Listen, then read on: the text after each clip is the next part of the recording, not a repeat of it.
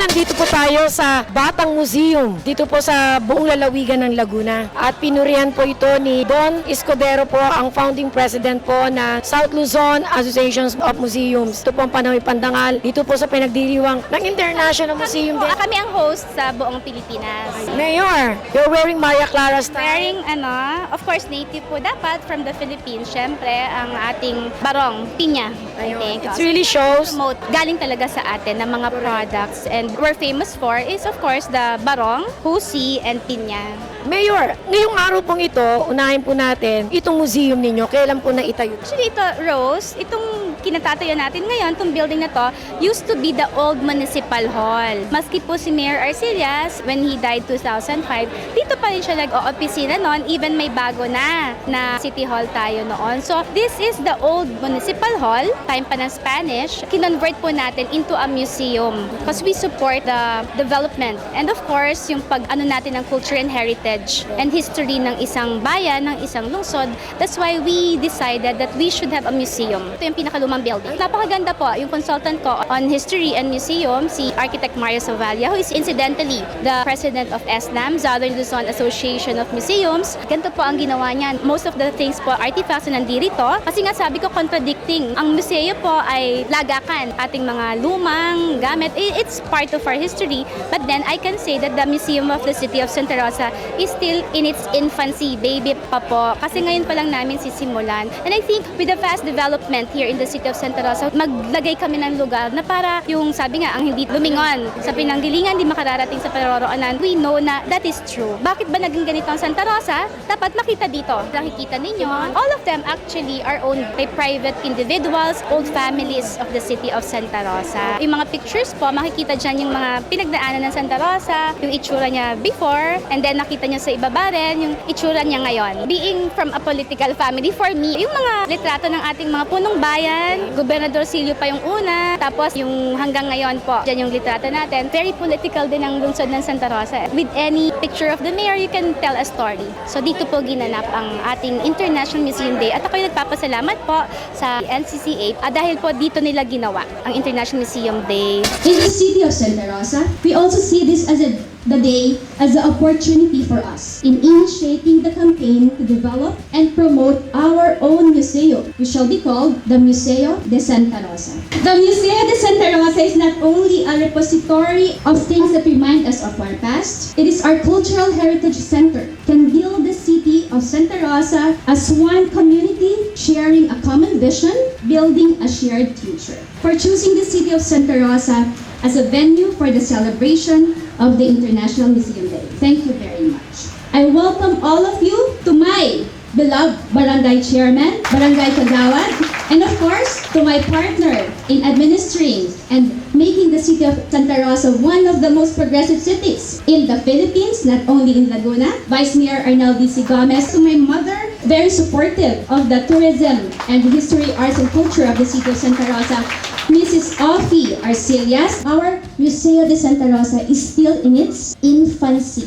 Baby pa po siya, kaya dapat ating pangalagaan at ating tulungan na lumaki at umunlad ito. So, ang gusto kong malaman lang, ganito ang Santa Rosa dati, paano siya ngayon? So, ibig sabihin, may development na nangyayari at kinakailangan nating pangalagaan din syempre. Mayor, kausap ko kanina si Don Escudero. Sinabi niya sa akin, totoong maunlad na lungsod ng Santa Rosa. Pero ang namimiss daw po niya, nung araw, dumadayo daw po sila dito. Pag nagutom siya, bababa siya, yung masarap na puto at saka yung dinuguan. Eh, nawala na raw po ngayon dito. Parating nga tayong may handa ng puto at dinugaan nung death anniversary ni Daddy. Sa kanan ay merong mga karinderya doon at sa kaliwa po ay may karinderya na we allow. Miski parang obstruction siya, naiisip ko ngayon kaninang umaga, we allow because that is part of this na tamang-tama po, katabi siya. Tingnan ninyo, naandyan yan sa dalawang magkabila ng museo na ito.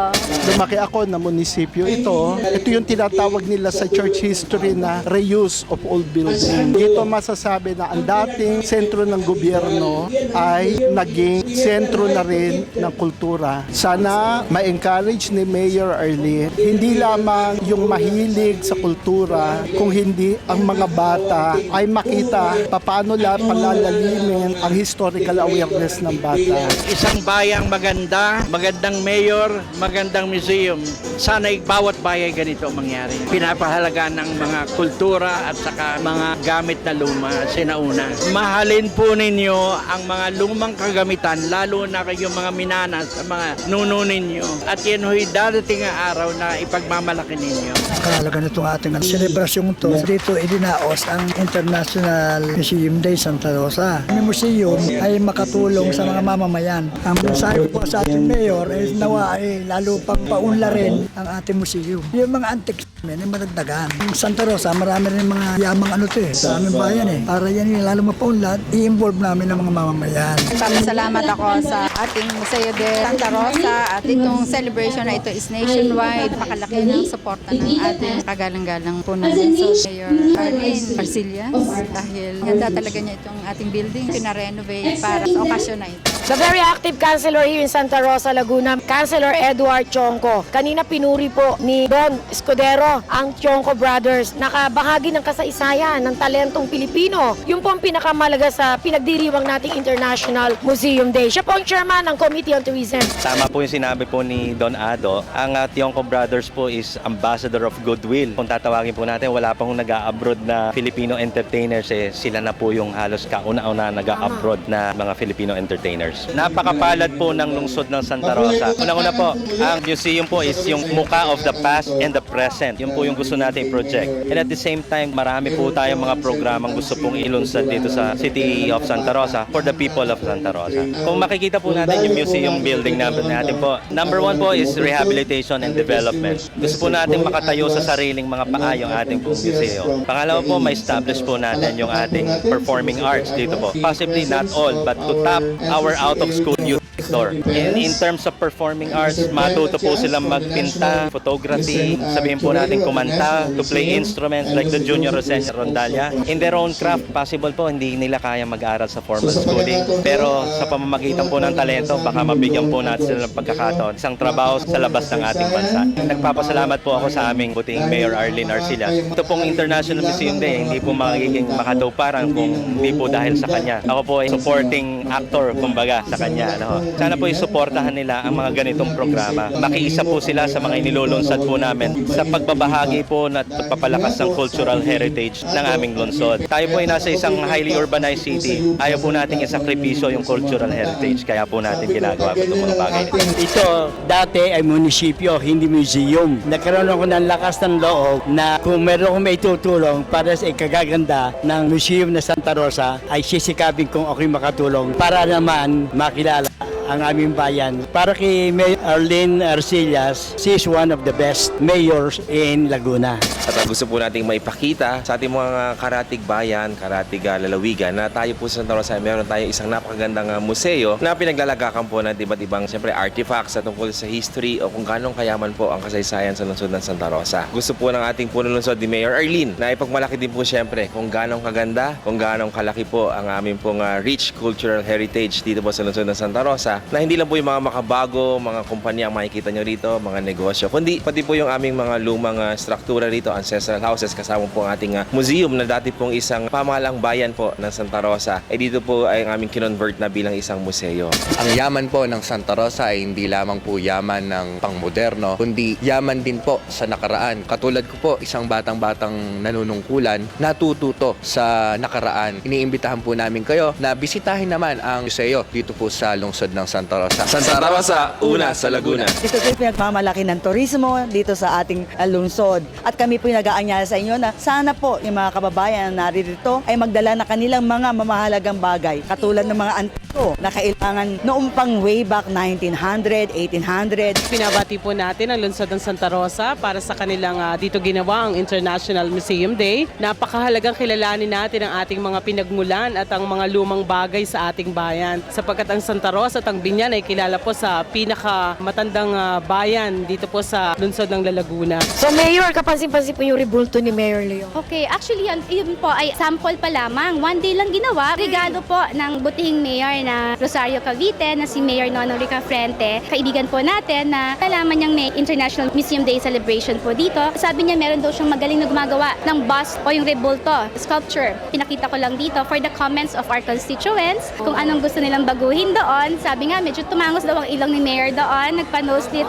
ilalagay natin yan dito. Same with the other heroes. Most especially Jose Rizal who came from Laguna also. Ni Garcia po ay dumating. Nagpapasalamat tayo sa pakiisa ng opisina po ng ating mabutihing Senador Lito Lapid. Nag-commit kanina na kapag may pangangailangan ng ating museum ay handa rin naman po silang tumulong. We already wrote to the old families at sa ating mga kababayan na baka meron silang mga artifacts that they would be willing to donate at tayo naman po ay magpapaturo ng ilang tao sa pangangalaga noon dito sa museum. I'm planning also, napakalaki naman ito, na ang library po natin ay either sa ibaba po or dito sa left side ng ating second floor. Mas magandang kasama ng museo ang library po natin. Ako po nagpapasalamat syempre po kay Don Ado Escudero, is also from Laguna, sa pakikiisa sa amin at sa pagdadala niya ng sisidlan ng seryales. Kaisa niyo po ang lungsod ng Santa Rosa sa pangangalaga ng history, arts, and culture. Di lamang po sa Santa Rosa, kundi po sa buong Laguna. Of course, Rose, I would like to thank you also for always being here to support the programs of the city of Santa Rosa. Tonight po ay may Mayor's Night. Today celebration po ang IMD dito. They should try how hospitable the Rosenians are.